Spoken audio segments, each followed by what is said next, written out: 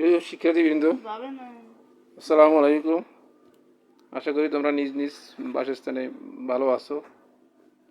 সরকারি BL college আয়োজিত online ক্লাসে সবাইকে স্বাগত জানাচ্ছি। আমি মোহাম্মদ মহিউদ্দিন মিয়া, সহযোগী অধ্যাপক প্রাণীবিদ্যা, সরকারি বিএল কলেজ খুলনা। প্রিয় শিক্ষার্থীবৃন্দ, আজকের আমরা অনার্স 4th ইয়ার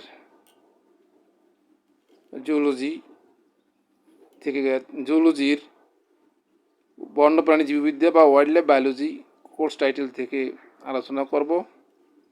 আজকের আলোচনার টপিক হচ্ছে ইকো পার্ক। প্রিয় শিক্ষার্থীবৃন্দ, শুরুতেই আমরা জেনে নিই যে ইকো পার্ক কী।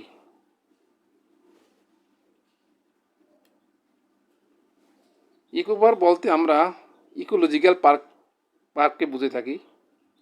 বন্যপ্রাণী সংরক্ষণ ও নিরাপত্তা আইন 2012 অনুসারে ইকো পার্ক বলতে উদ্ভিদ ও প্রাণীর স্বাভাবিক প্রাকৃতিক আবাসস্থল ও নয়নাভিরাম দৃশ্য সম্বলিত এলাকা, যেখানে পর্যটকদের চিত্ত বিনোদনের সুযোগ সুবিধা সৃষ্টির লক্ষ্যে ব্যবস্থাপনা করা হয়।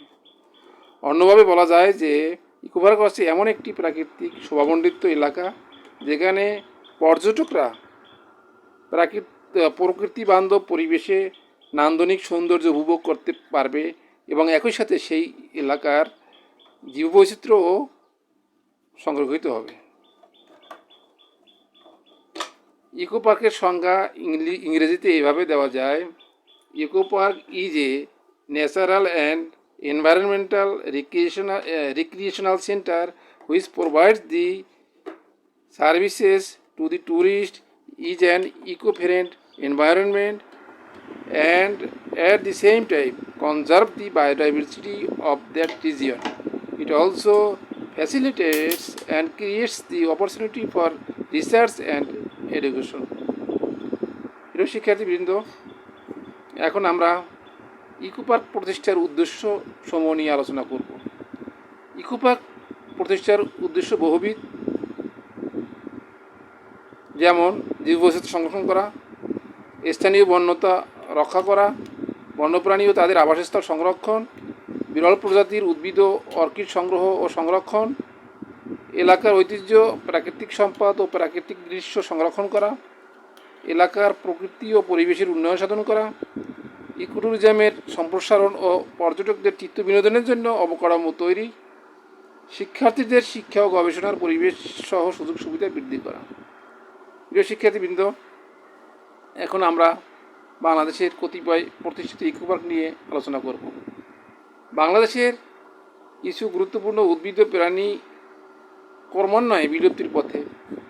বাংলাদেশ বন্যপ্রাণী সংরক্ষণ ও নিরাপত্তা আইন 2012 অনুসারে বন অধিদপ্তর দেশের বিভিন্ন স্থানে 2013 সাল পর্যন্ত সংরক্ষিত এলাকারূপে মোট 13টি ইকো পার্ক প্রতিষ্ঠা করেছে।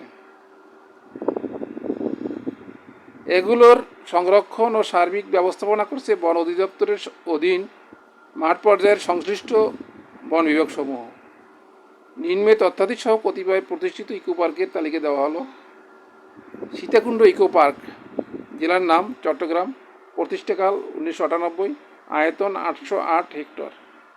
বৈশিষ্ট্য হচ্ছে পাহাড়ি এলাকার রোপিত বৃক্ষ ও প্রাকৃতিক উদ্ভিদ। বাঁশখালী ইকো পার্ক, চট্টগ্রাম, 2003 সালে এটি প্রতিষ্ঠিত হয়েছে। 1200 হেক্টর পাহাড়ি এলাকার রোপিত বৃক্ষ ও প্রাকৃতিক উদ্ভিদ নিয়ে গঠিত। মাধবকুণ্ড ইকো পার্ক, এটি মৌলভীবাজার জেলায় অবস্থিত, 2001 সালে প্রতিষ্ঠিত হয়। এই ইকো পার্কটির আয়তন হচ্ছে 265.68 হেক্টর। এলাকার বৈশিষ্ট্য হচ্ছে পাহাড়ি এলাকার রোপিত বৃক্ষ ও প্রাকৃতিক উদ্ভিদ। বর্ষিজোড়া ইকো পার্ক, এটি মৌলভীবাজার জেলায় অবস্থিত, 2006 সালে এটি প্রতিষ্ঠিত হয়। 365 হেক্টর এলাকা জুড়ে এটি বিস্তৃত। টিলা এলাকার পত্তজোড়া বন। মধুটিলা ইকো পার্ক, শেরপুর, এটি 1999 সালে প্রতিষ্ঠিত হয়। এর আয়তন হচ্ছে 1100 হেক্টর। টিলা এলাকায় রোপিত বৃক্ষ। কুয়াকাটা ইকো পার্ক, এটি পটুয়াখালী জেলায় অবস্থিত, 2006 সালে 5661 হেক্টর উপকূলীয় এলাকায় রোপিত ম্যানগ্রোভ বনভূমি নিয়ে গঠিত। বঙ্গবন্ধু সেতু ইকো পার্ক, সিরাজগঞ্জ, 2008 সালে যমুনা নদীর ও বঙ্গবন্ধু সেতুর পশ্চিম প্রান্তের উভূত বৃক্ষ হরিণপালা ইকো পার্ক ভান্ডারিয়া।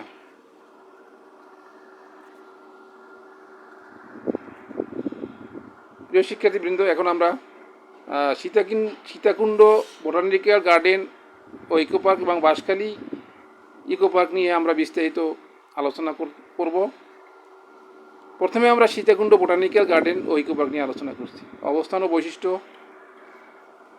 চট্টগ্রাম জেলার সীতাকুণ্ড উপজেলার ঐতিহাসিক চন্দ্রনাথ শিব মন্দিরটির পার্শ্বস্থিত 1996 একর পাহাড়ি এলাকার বোটানিক্যাল গার্ডেন ও ইকো পার্ক সীতাকুণ্ড এলাকায় বিস্তৃত। চট্টগ্রাম হতে 35 কিলোমিটার দূরে এবং সীতাকুণ্ড উপজেলা হতে ঢাকা চট্টগ্রাম মহাসড়কে চট্টগ্রামের দিকে 2 কিলোমিটার দূরত্বে ফকিরহাট নামক স্থানে ইকো পার্কের পাকা বোর্ড ও রঙিন ম্যাপসহ টিনের সাইনবোর্ডে ইকো পার্কের গমনের জন্য দিক নির্দেশনা রয়েছে। মহাসড়ক হতে মাত্র 800 মিটার অতিক্রমের পর ইকো পার্কের অত্যন্ত আকর্ষণীয় শিরোনাম খচিত প্রধান গেটটি পর্যটকদের দৃষ্টি আকর্ষণ করে।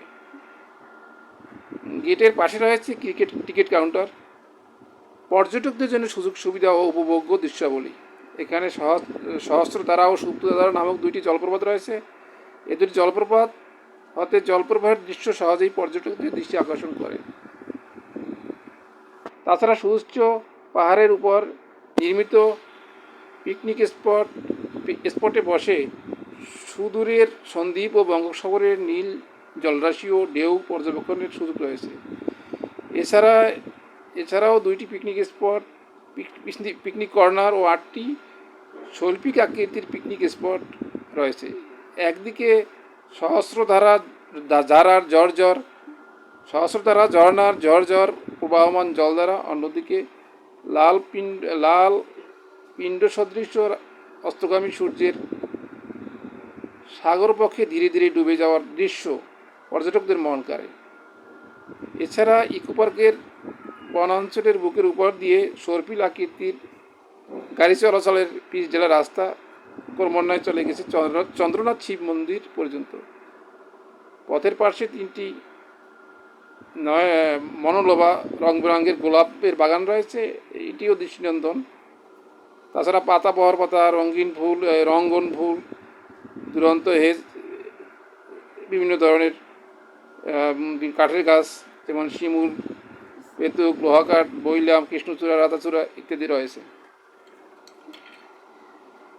তাছাড়া এই অঞ্চলে যে বন্যপ্রাণী যারা হরিণ, খেকশিয়াল, খরগোশ, সজারু, শিয়াল, বনরুই, শুকর, উদবিড়াল, হনুমান, ভাল্লুক, রামকুত্তা, বনছাগল, বেজি, গুইসাপ, অজগর, দারাস সাপ, খোকরা, বনমোরগ, পেঁচা, শিল, শকুন, দোয়েল, ফিঙ্গে, বাদশালিক, গোশালিক, ময়না, মাছরাঙ্গা, টিয়া, হারিচেঁচা, বাবুই, বুলবুলি, কোকিল, মুনিয়া, বক, বাদুড় প্রভৃতি ধরনের বন্যপ্রাণী এই ইকো পার্কে দেখা যায়। এখন আমরা বাঁশখালী ইকো পার্ক নিয়ে আলোচনা করব। এটি চট্টগ্রাম শহর হতে 60 কিলোমিটার দক্ষিণ পশ্চিমে বাঁশখালী উপজেলার জলদি বনবিটের আওতাধীন রক্ষিত বনাঞ্চলের বামেরছড়া ও ডানেরছড়া এলাকা নিয়ে 2003 সালে বাঁশখালী ইকো পার্ক সৃষ্টির উদ্যোগ গ্রহণ করা হয়। এক সময় এই এলাকাটি প্রাকৃতিক বন ও জীবজন্তু দ্বারা আচ্ছাদিত ছিল। এই এলাকার গগনচুম্বী গর্জন, বৈলাম, চিবিট, চাম্পা ফুল এবং বিভিন্ন প্রকার লতা গুল্মরাজে সমৃদ্ধ চিরসবুজ বনাঞ্চল দেখা যেত। হাতি, বাঘ, হরিণ, ভল্লুক, বন্যশুকর, সাম্বার, চিতাবাঘ, উদবিড়াল, শিয়াল, খেকশিয়াল, বিভিন্ন রকমের পাখি, অজগর সহ অসংখ্য বন্যপ্রাণী এই ইকো পার্কে রয়েছে। প্রিয় শিক্ষার্থীবৃন্দ, এই যে সিলাইটিতে আমরা সীতাকুণ্ড বোটানিক্যাল গার্ডেন ইকো পার্কের ছবি দেখতে পাচ্ছি। তার প্রবেশ পথ, দর্শনার্থীরা প্রবেশ করছে। আর সহস্রধারা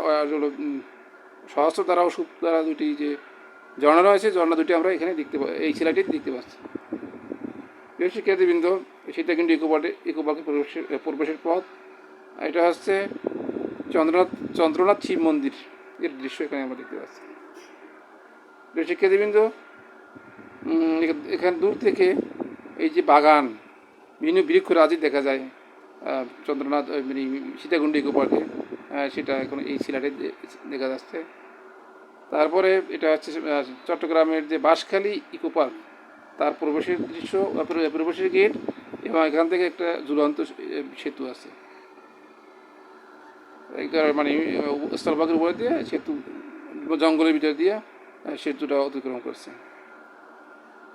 প্রিয় শিক্ষার্থীবৃন্দ, এখানে যে বাঁশখালী ইকো পার্কের এখানে 2টা লেক আছে। এই লেকের উপর দিয়ে একটা ঝুলন্ত সেতু গেছে, দৃশ্য আমরা পাহাড়ি পথ লক্ষ্য করতে পারছি। প্রিয় শিক্ষার্থীবৃন্দ, এবার যে স্লাইডটিতে আমরা যে চিত্রটা দেখতে পাচ্ছি সেটা হচ্ছে কুয়াকাটা ইকো পার্কের চিত্র। প্রথম চিত্রটা হচ্ছে এটা মানে প্রবেশ পথ, কুয়াকাটা ইকো পার্কের প্রবেশ পথ। দ্বিতীয়টা হচ্ছে এটাও প্রবেশ পথ। তৃতীয়টা হচ্ছে এখানে বিভিন্ন ধরনের বৃক্ষরাজির সমারোহ রয়েছে, সেটা ম্যানগ্রোভ বনাঞ্চল রয়েছে, সেটা লক্ষ্য করা যাচ্ছে।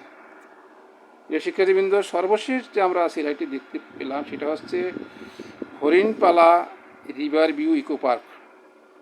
এটা পিরোজপুর জেলার পান্ডারে উপজেলার এলিখেলি ইউনিয়নের অন্তর্ভুক্ত হরিণপালা গ্রামে এই ইকো পার্কটি অবস্থিত।